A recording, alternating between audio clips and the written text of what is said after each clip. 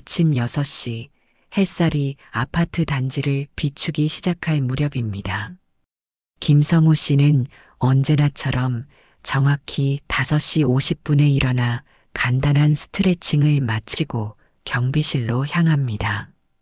72세의 나이가 무색하게 그의 걸음걸이는 여전히 힘차고 당당했습니다.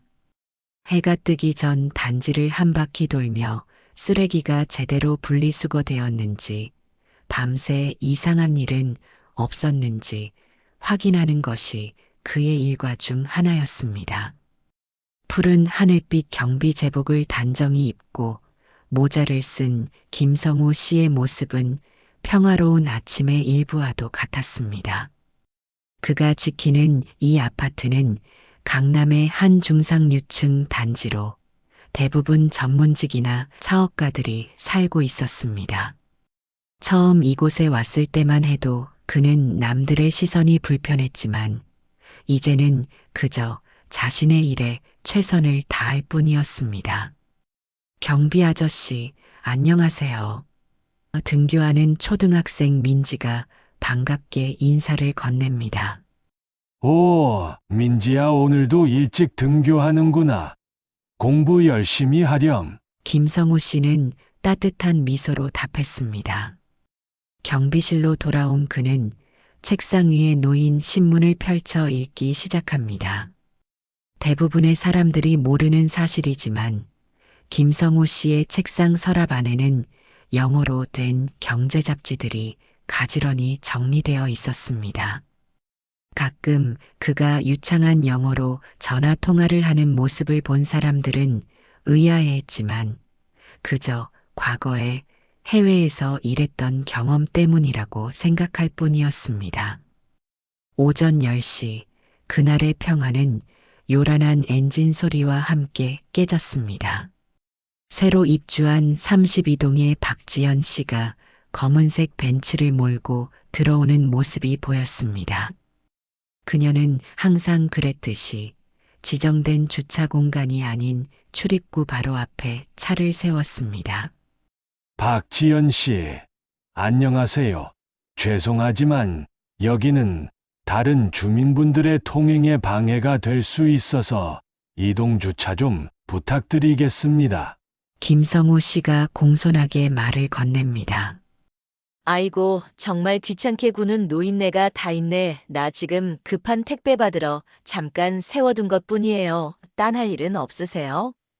박지연 씨는 짜증스러운 표정으로 대꾸했습니다. 김성우 씨는 담담하게 대답합니다. 규칙은 모든 주민에게 공평하게 적용되어야 합니다. 잠시라도 여기에 주차하시면 다른 분들이 불편해 하십니다. 당신 같은 경비원이 나한테 그런 말할 자격이 있어요? 내가 얼마나 바쁜 사람인데. 박지연 씨는 목소리를 높이며 주변의 시선도 아랑곳하지 않았습니다. 내가 매달 얼마나 많은 관리비를 내는데 당신들 월급도 내가 내는 거 알아요? 그 순간 아파트를 오가던 주민들이 멈춰서서 상황을 지켜보기 시작했습니다. 김성우 씨의 눈에 잠시 슬픔이 스쳐 지나갔지만 곧 평온한 표정을 되찾았습니다. 네, 알고 있습니다. 하지만 제 역할은 모든 주민이 규칙을 지키도록 하는 것입니다. 택배를 받으신 후에는 지정된 주차 공간으로 차를 옮겨주시기 바랍니다. 그는 공손하지만 단호하게 말했습니다. 정말 꽉 막힌 노인네. 당신 같은 사람이 왜 이런 좋은 아파트 경비를 하는지 모르겠네. 당신 나이에 할 수 있는 일이 이것밖에 없나 봐요. 박지연 씨는 비웃듯 말하며 택배를 받아들고 엘리베이터로 향했습니다. 김성우 씨는 그녀의 뒷모습을 바라보며 작게 한숨을 내쉬었습니다. 30년 전 그가 대기업 오너였던 시절에는 감히 아무도 그를 그런 식으로 대하지 않았습니다. 하지만 지금 그의 모습은 그저 평범한 노인 경비원일 뿐이었습니다. 점심시간 김성우 씨는 도시락을 꺼내 조용히 식사를 합니다. 경비실 벽에 걸린 낡은 사진 한 장이 그의 시선을 사로잡았습니다. 30년 전 한 기업의 개업식을 찍은 사진이었습니다. 그 사진 속에는 젊은 시절의 그와 함께 환하게 웃고 있는 동업자의 모습이 담겨 있었습니다. 성우 씨, 점심 먹어요? 단지 내 슈퍼마켓을 운영하는 최영자 씨가 들어오며 말했습니다. 네, 영자 씨. 오늘도 일찍 나오셨네요. 어제 그 32동 아줌마가 또 당신한테 심한 말 했다면서요? 주변에서 다 봤대요. 정말 어떻게 사람이 저럴 수 있는지. 최영자 씨는 분개했습니다. 괜찮습니다. 저는 이제 그런 일에 익숙해졌어요. 사람들은 겉모습만 보고 판단하니까요.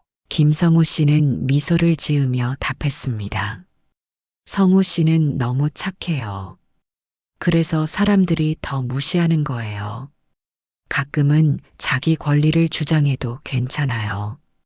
김성우 씨는 조용히 웃기만 했습니다. 그의 마음속에는 30년간 간직해온 비밀이 있었습니다. 한때 그는 IT 업계에서 주목받는 사업가였습니다. 혁신적인 인터페이스 기술로 성공 가도를 달리던 그였지만 직원 한 명의 배신으로 회사는 그의 손에서 떠나게 되었습니다. 표면적으로는 모든 것을 잃은 것처럼 보였지만 실상은 달랐습니다. 오후가 되자 또다시 소란이 일어났습니다. 박지현 씨가 이번에는 쇼핑백을 잔뜩 든 채 주차장에서 소리를 지르고 있었습니다. 누가 내 주차 자리에 차를 댄 거예요? 이거 관리 안 되는 거예요?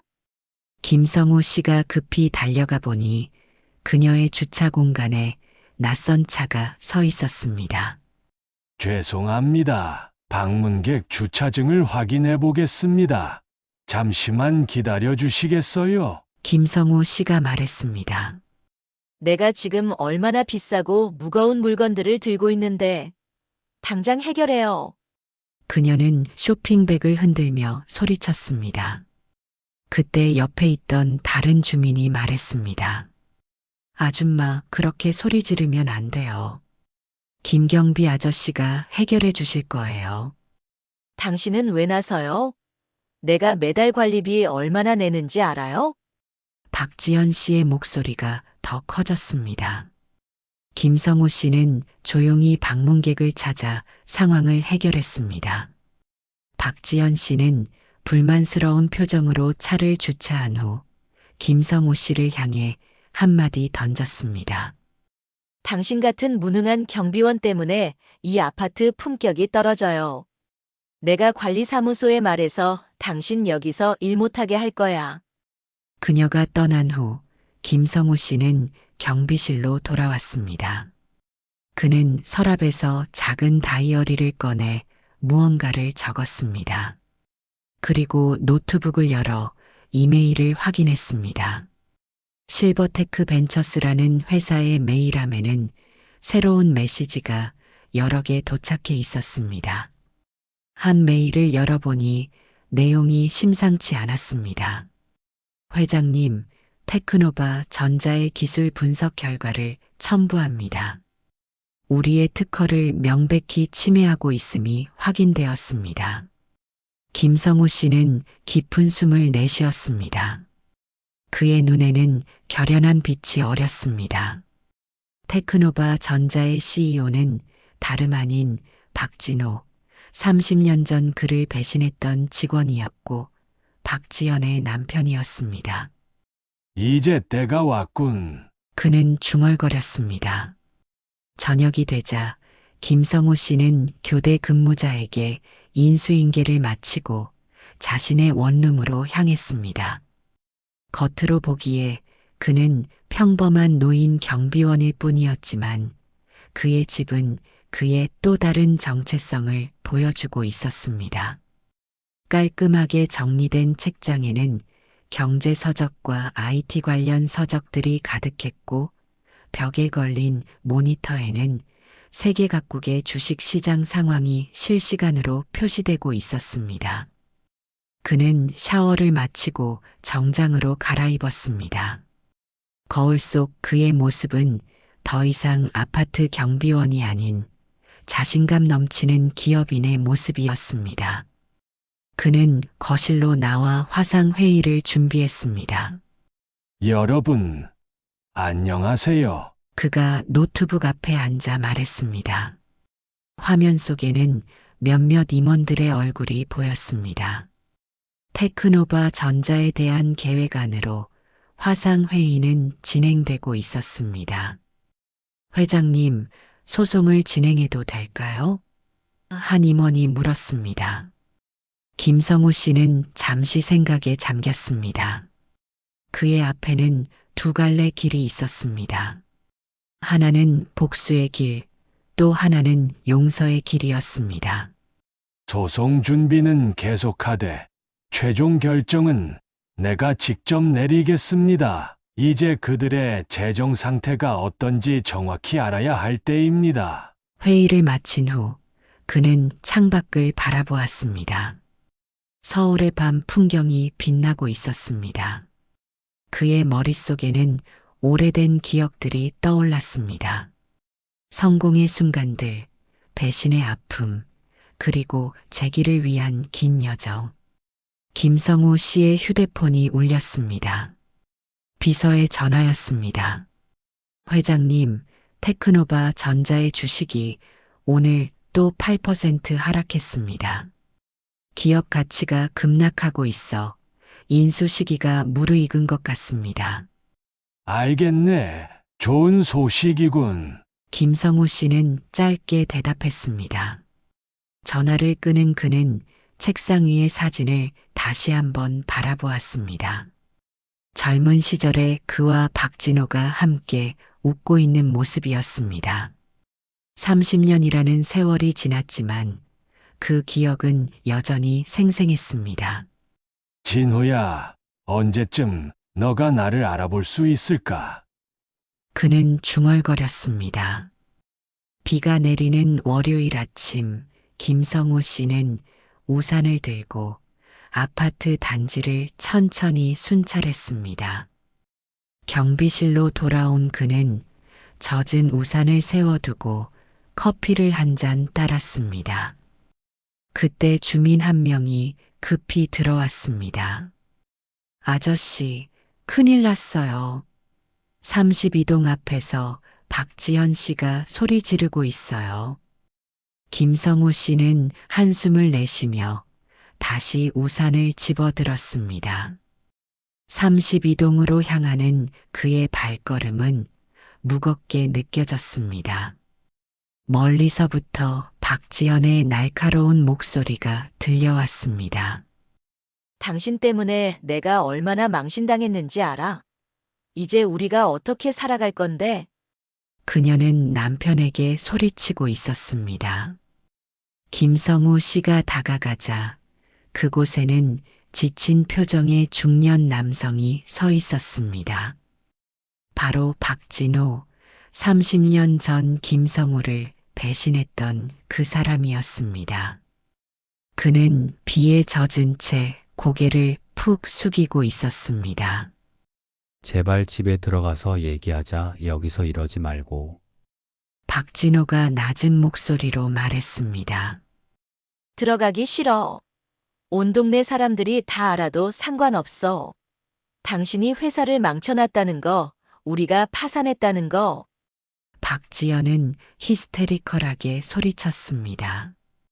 주변 아파트 창문에서는 호기심 어린 시선들이 쏟아졌습니다.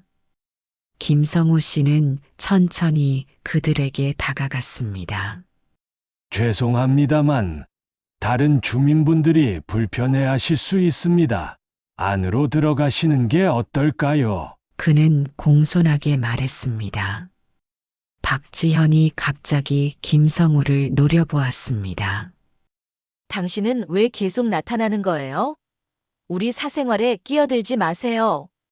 그녀의 눈가에는 눈물이 고여 있었습니다. 평소의 오만한 모습은 온데간데 없고 절망에 빠진 여인의 모습만이 남아 있었습니다. 죄송합니다. 김성우 씨는 담담하게 대답했습니다. 그때 박진호가 김성우 씨를 유심히 바라보았습니다. 그의 눈에 잠시 의문이 스쳐 지나갔습니다.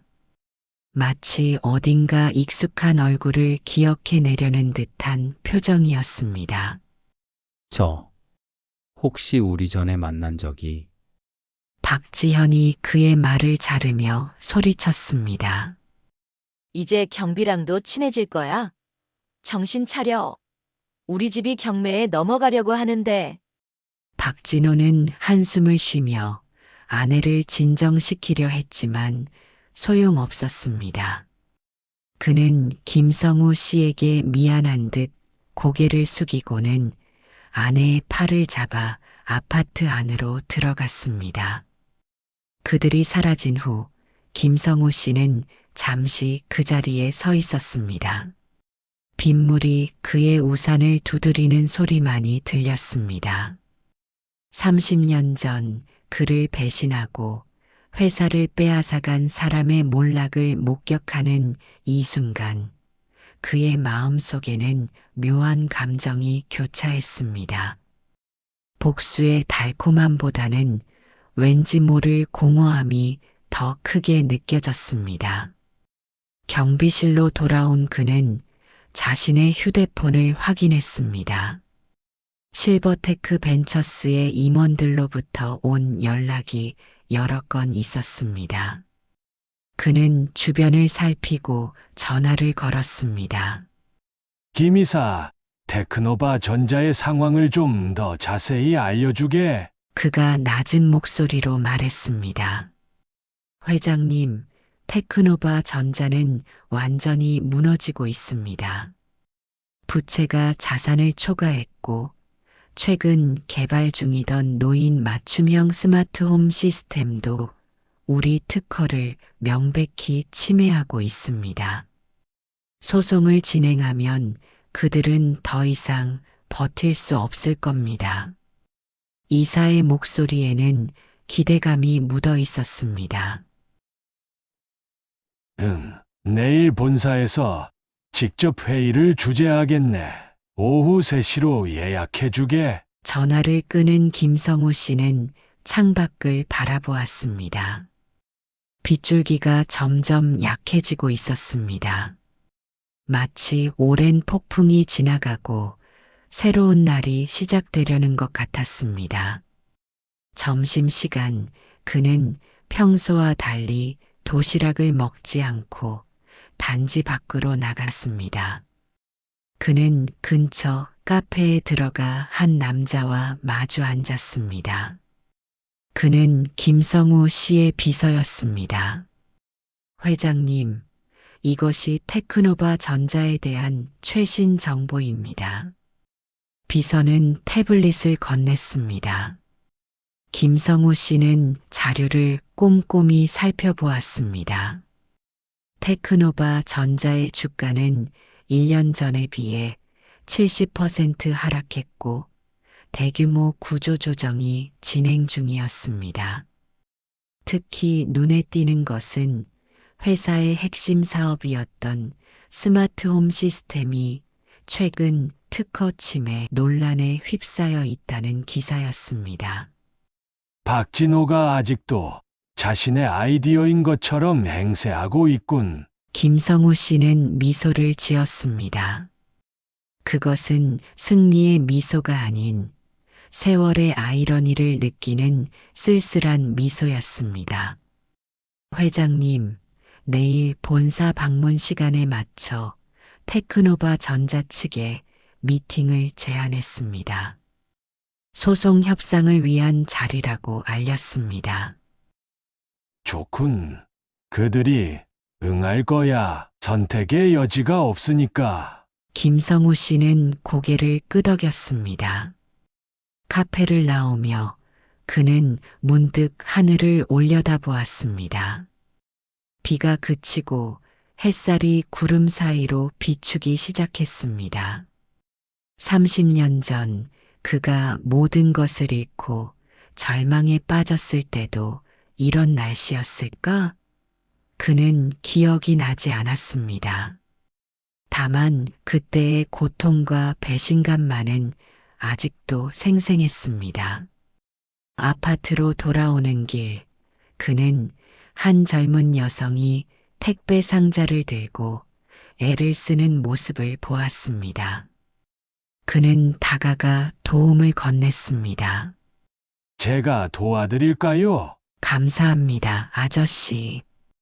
여성은 미소를 지었습니다. 그녀를 도와 엘리베이터까지 짐을 옮긴 후 김성우 씨는 경비실로 돌아왔습니다. 그곳에는 뜻밖의 손님이 기다리고 있었습니다. 박진호였습니다. 기다리고 계셨습니까? 김성우 씨는 평온한 목소리로 물었습니다. 네, 잠시 이야기 좀 나눌 수 있을까요? 박진호의 목소리는 지쳐 있었습니다. 물론입니다. 차라도 한 잔 드시겠습니까? 박진호는 고개를 끄덕이며 경비실로 들어왔습니다. 그는 한동안 말없이 김성우 씨가 내린 차를 바라보다가 입을 열었습니다.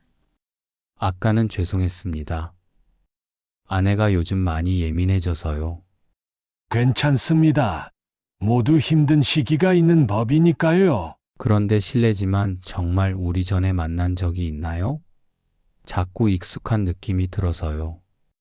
박진호가 조심스럽게 물었습니다.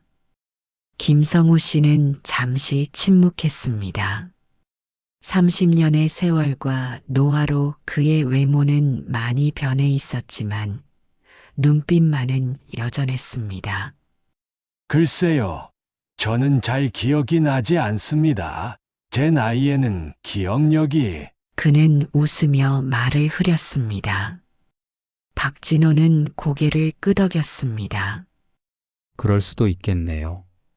제가 요즘 스트레스가 많아서 이상한 생각을 하나 봅니다. 어려운 일이 있으신 모양이군요. 김성우 씨가 물었습니다. 박진호는 한숨을 내쉬었습니다. 회사가 많이 어렵습니다. 30년 동안 일구어온 것이 한순간에 무너지는 기분이에요. 30년 동안 일구어온 것이라는 말에 김성우 씨의 눈이 잠시 날카로워졌지만 곧 평온을 되찾았습니다. 사업이란 원래 어려움이 많은 법이죠. 어떤 회사를 운영하시나요? 테크노바 전자라고 스마트홈 시스템을 주로 개발하는 회사입니다.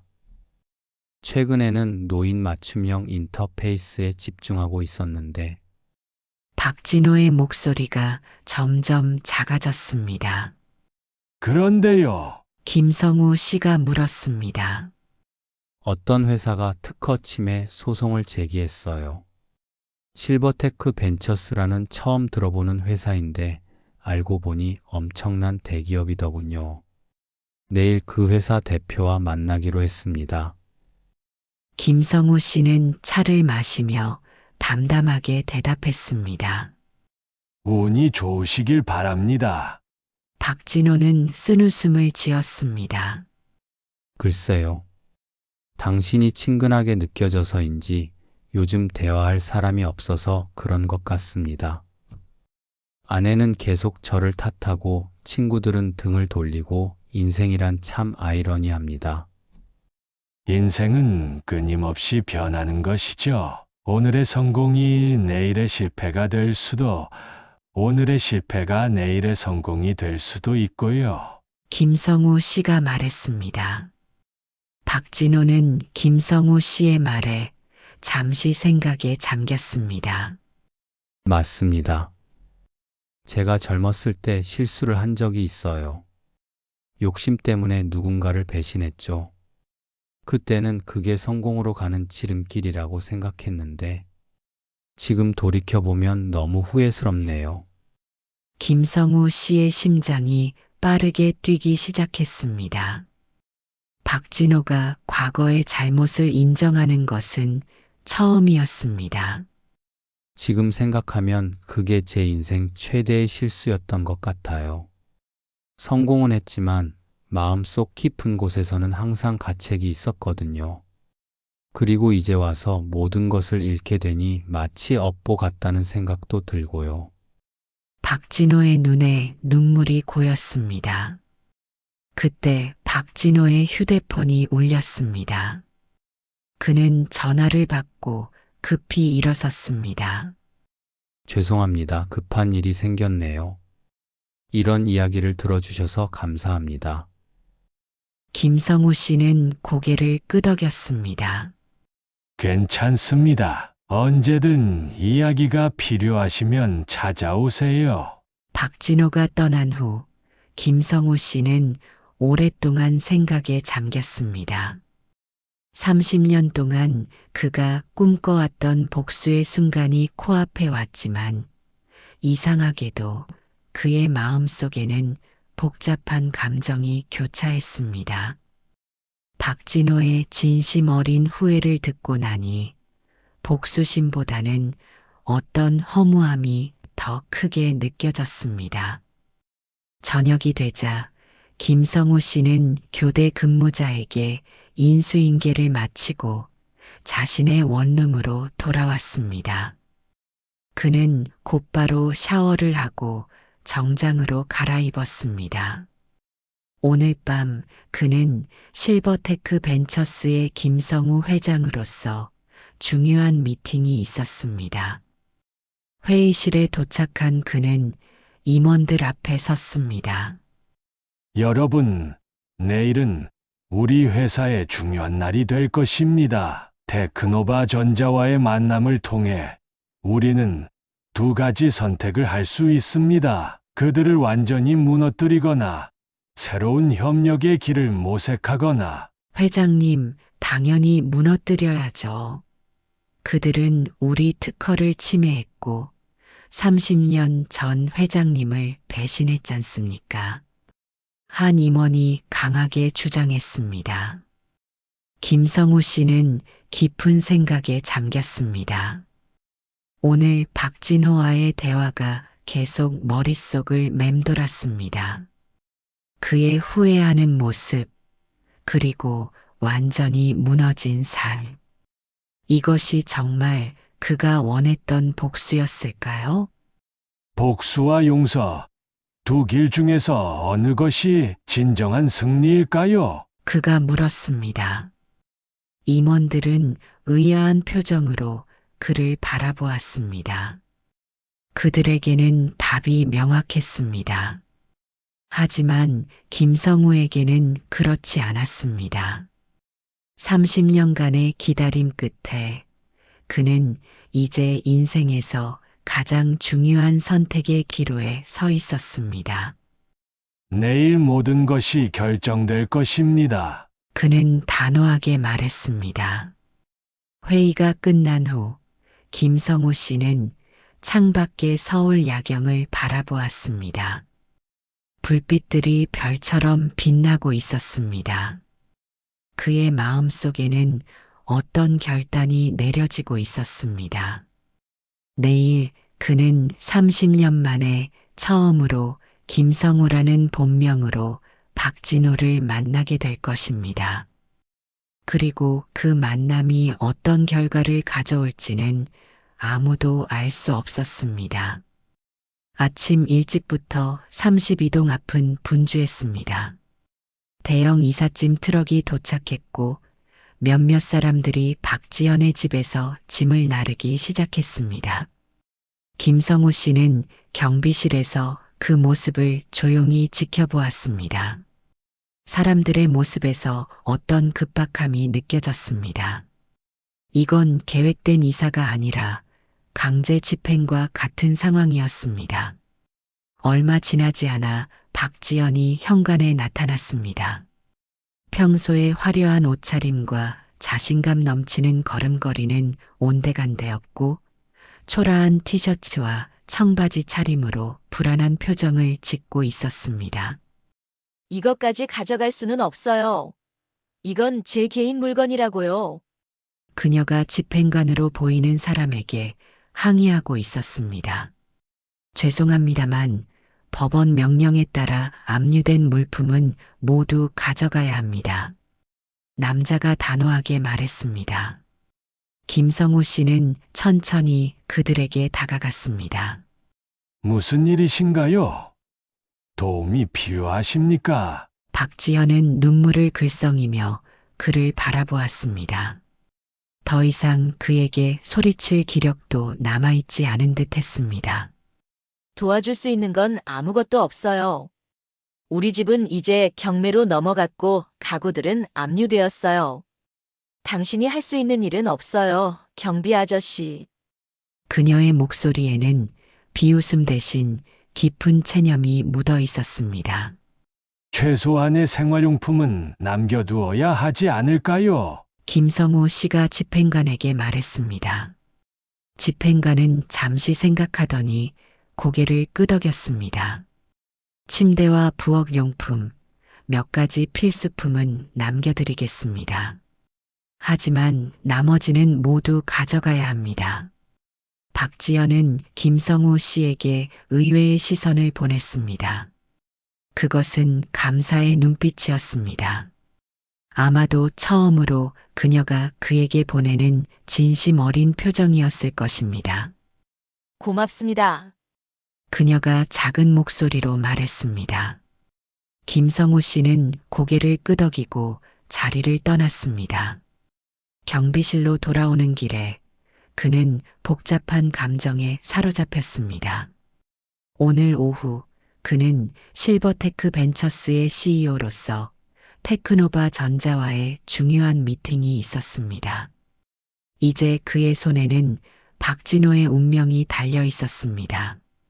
그를 완전히 무너뜨릴 수도 어쩌면 다른 길을 선택할 수도 있었습니다. 회장님, 오늘 일정 확인차 전화드렸습니다. 비서가 전화로 말했습니다. 네, 계획대로 진행하세요. 오후 3시에 테크노바 전자 측과 미팅하겠습니다. 그리고 차량은 좀 평범한 것으로 준비해 주세요. 너무 화려한 건 필요 없습니다. 네, 회장님을 모시는 차인데요. 비서가 의아해했습니다. 그냥 제 지시대로 해주세요. 김성우 씨는 단호하게 말했습니다. 전화를 끊은 후 그는 서랍에서 작은 상자를 꺼냈습니다. 그 안에는 30년 전 그와 박진호가 함께 찍은 사진이 있었습니다.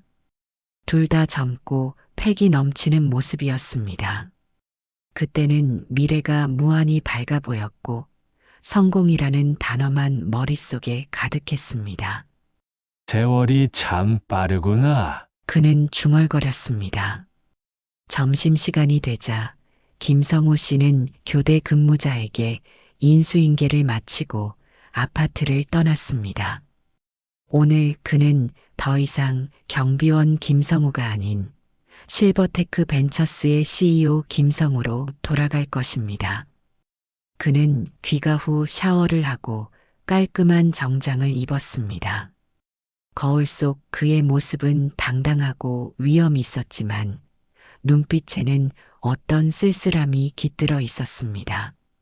드디어 때가 왔구나. 그는 거울 속 자신에게 말했습니다.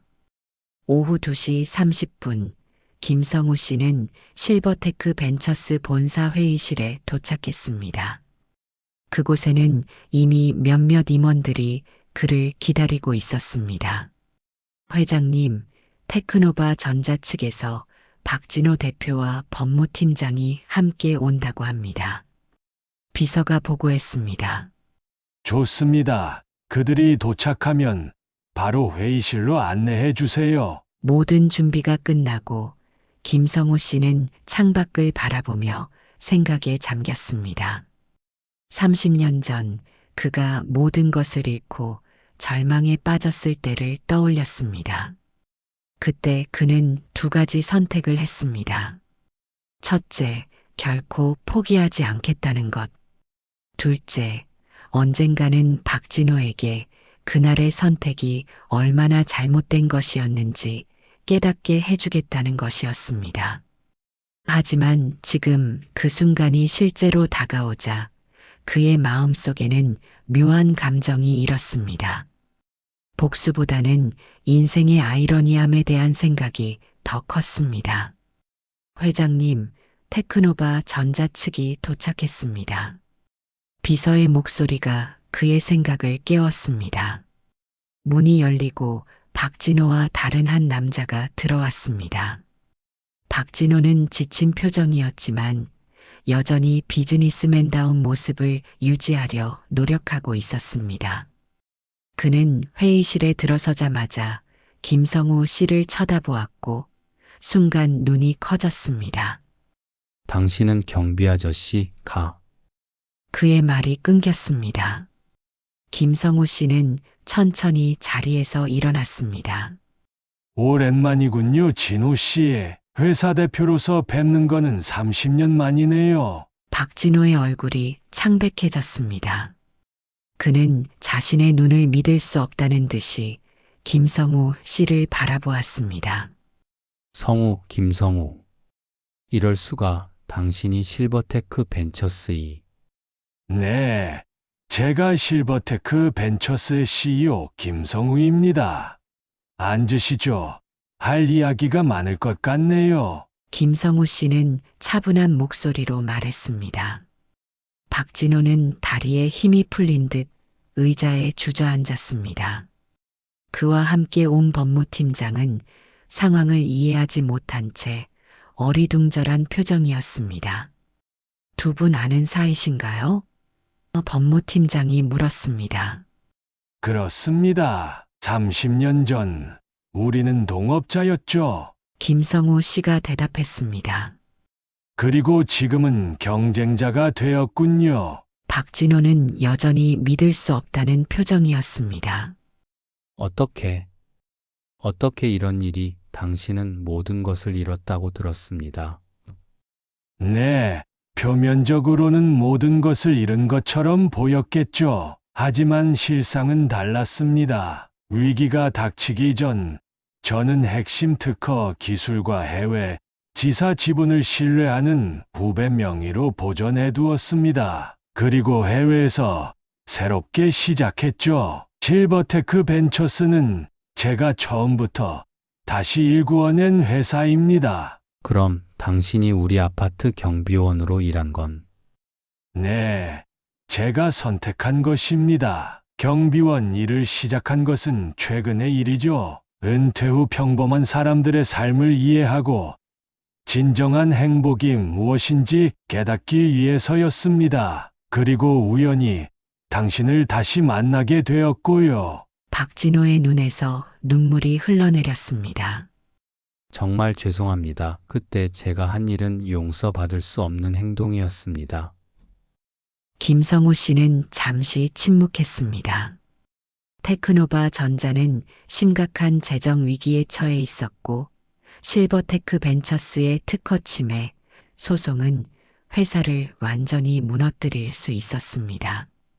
당신의 회사가 우리 특허를 침해했다는 사실 알고 계셨습니까? 김성우 씨가 물었습니다. 박진호는 고개를 숙였습니다. 초기에는 알고 있었습니다. 하지만 나중에는 그게 당신의 기술인지조차 잊어버렸어요. 욕심이 앞서 있었고 성공에 취해 있었죠. 그래서 우리 회사의 특허 침해 소송에 대해 어떻게 생각하십니까? 우리는 패소할 겁니다. 그리고 그것은 테크노바 전자의 끝을 의미합니다. 박진호의 목소리가 떨렸습니다. 바로 그때 회의실 문이 갑자기 열렸습니다. 박지연이 흐트러진 모습으로 들어왔습니다. 여보, 방금 집이. 그녀는 말을 멈추고 김성우 씨를 바라보았습니다. 당신은 우리 집 경비 아저씨 아니신가요? 여보, 이분은 김성우 회장님이십니다. 실버테크 벤처스의 CEO이시죠. 박진호가 떨리는 목소리로 말했습니다. 박지연의 얼굴에서 핏기가 싹 가셨습니다. 그동안 그녀가 무시하고 모욕했던 경비원이 사실은 거대 기업의 CEO였다는 사실이 그녀를 충격에 빠뜨렸습니다. 이게 다 무슨 일인가요? 그녀는 더 이상 말을 잇지 못했습니다. 김성우 씨는 침착하게 말했습니다. 앉으시죠. 박지연 씨, 우리는 지금 중요한 이야기를 나누고 있습니다. 박지연은 어쩔 줄 몰라 하며 남편 옆에 앉았습니다. 그녀의 눈에는 충격과 공포, 그리고 깊은 후회가 어려 있었습니다. 30년 전, 진호 씨는 저를 배신하고 제 기술을 가져갔습니다. 그리고 그 기술로 테크노바 전자를 일으켰죠. 이제 와서 보니 인생은 참 아이러니합니다.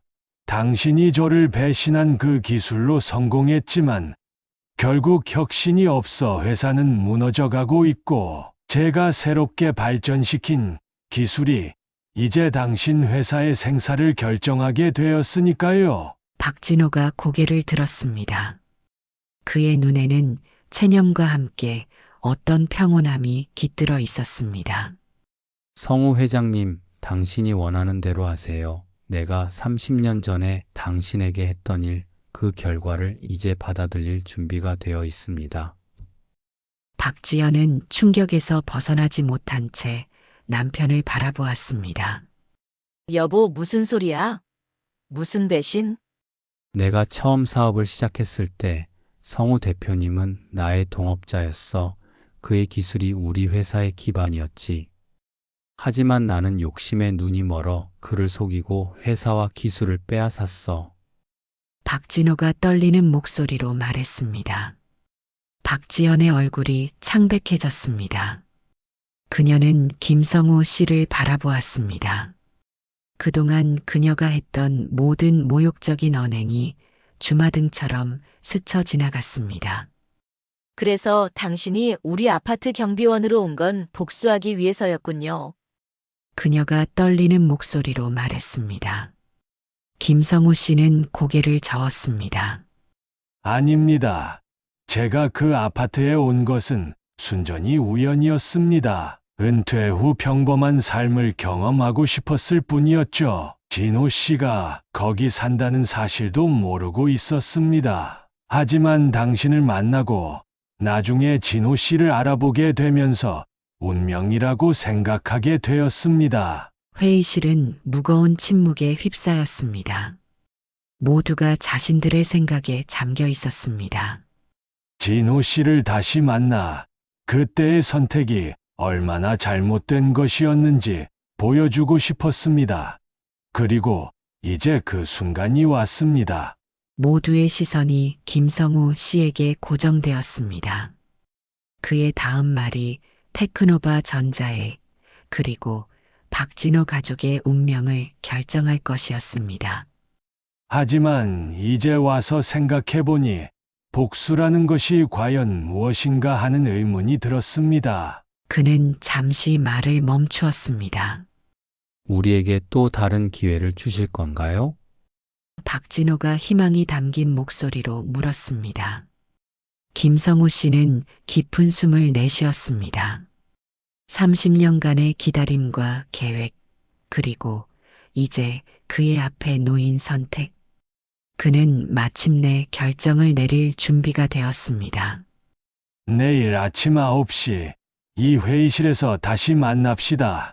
그때 제가 최종 결정을 알려드리겠습니다. 그는 자리에서 일어나며 말했습니다. 박진호와 박지연은 어리둥절한 표정으로 그를 바라보았습니다. 그들에게는 이 하룻밤이 인생에서 가장 긴 밤이 될 것이었습니다. 김성우 씨는 회의실을 나와 혼자 사무실로 향했습니다. 창밖으로 서울의 석양이 빌딩 사이로 저물고 있었습니다. 그는 자신의 인생에서 가장 중요한 결정을 앞두고 있었습니다. 복수의 달콤함을 택할 것인가 아니면 용서와 화해의 길을 선택할 것인가. 그의 눈앞에는 두 갈래 길이 놓여 있었습니다. 그리고 그 선택은 오로지 그만이 할 수 있는 것이었습니다. 아침 8시 45분 실버테크 벤처스 본사 회의실. 김성우 씨는 창가에 서서 바깥 풍경을 바라보고 있었습니다. 하늘은 맑았고 햇살은 빌딩 숲 사이로 황금빛 물결을 이루며 흐르고 있었습니다. 그는 밤새 잠을 이루지 못했습니다. 30년 동안 꿈꿔왔던 이 순간, 그의 마음은 여전히 갈등하고 있었습니다. 그때 비서가 노크 소리와 함께 들어왔습니다. 회장님, 박진호 대표님과 박지연 씨가 도착했습니다. 김성우 씨는 고개를 끄덕였습니다. 들어오시라고 하세요. 문이 열리고 박진호와 박지연이 들어왔습니다. 두 사람 모두 밤새 한숨도 자지 못한 듯 했습니다.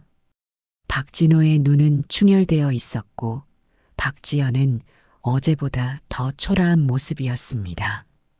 앉으시죠. 김성우 씨가 자리를 권했습니다. 두 사람은 조용히 앉았습니다. 회의실에는 무거운 침묵이 흘렀습니다. 그들의 얼굴에는 두려움과 체념, 그리고 깊은 후회가 드리워져 있었습니다. 어젯밤 저는 생각할 시간이 필요했습니다. 김성우 씨가 마침내 입을 열었습니다. 진호 씨를 다시 만나게 된다면 어떻게 할지 많은 계획이 있었죠. 박진호는 고개를 숙인 채 그의 말을 듣고 있었습니다.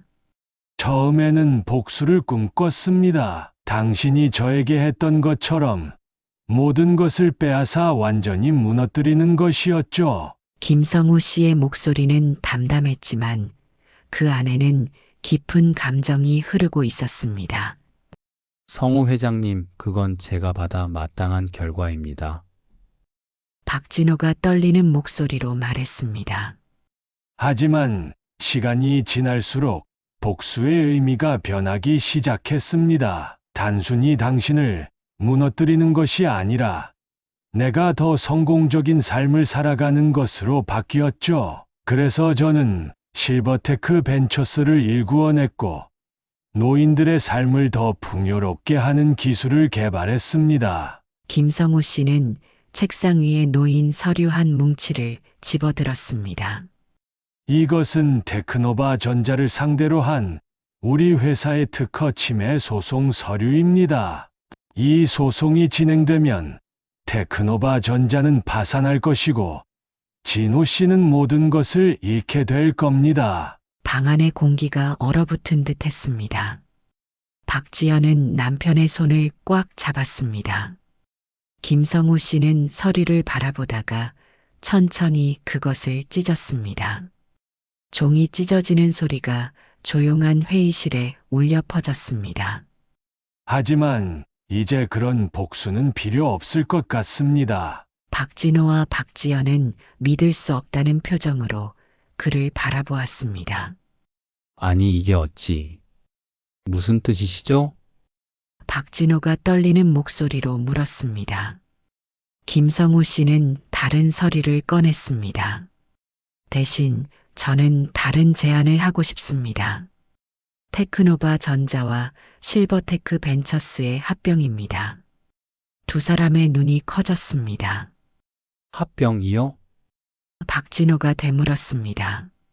당신의 회사가 가진 하드웨어, 기술력과 우리 회사의 소프트웨어를 결합하면 노인 복지 기술 분야에서 세계 최고의 기업이 될 수 있습니다. 테크노바 전자의 부채는 우리가 해결하고 당신은 새 회사에서 공동 CEO로 일하게 됩니다. 박진호의 눈에서 눈물이 흘러내렸습니다. 왜 이런 결정을 내리는 거죠? 나는 당신에게 용서받을 자격이 없어요. 김성우 씨는 미소를 지었습니다. 그것은 오랜 시간 동안 그의 마음에 쌓여 있던 무거운 짐을 내려놓은 후의 편안한 미소였습니다. 진정한 복수는 파괴가 아니라 창조입니다.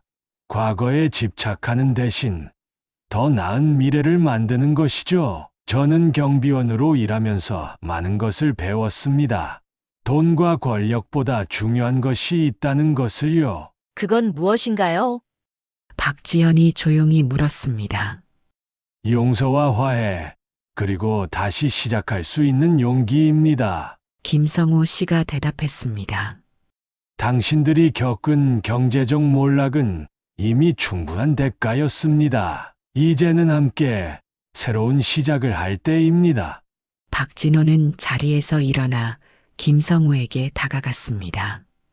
그의 눈에는 깊은 감사와 회한이 담겨 있었습니다. 성우 회장님 정말 고맙습니다. 김성우 씨는 고개를 저었습니다. 과거는 바꿀 수 없지만 미래는 우리 손에 달려 있습니다. 함께 더 나은 미래를 만들어 봅시다. 두 사람은 서로를 바라보았습니다. 오랜 세월의 상처와 아픔을 뛰어넘어 그들은 다시 한번 손을 잡을 준비가 되어 있었습니다. 박지연은 그 모습을 지켜보다가 김성우 씨에게 고개를 숙였습니다.